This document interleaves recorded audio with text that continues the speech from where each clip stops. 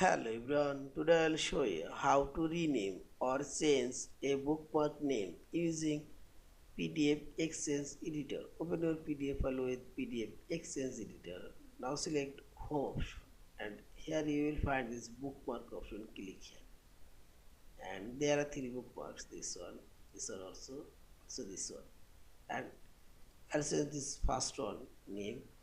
Select and click right button for your mouse and here you will find this rename option. Now you can change your bookmark name.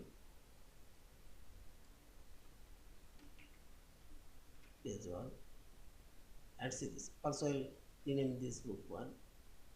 Click on this bookmark and select and click this gear option.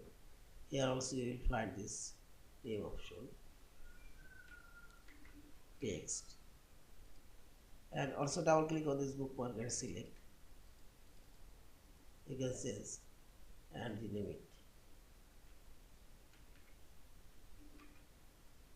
Yeah, this is. In this way you can change your bookmark name and finally select this file option. Save or save as a PDF file. Thank you for watching. Please subscribe, like, share and comments.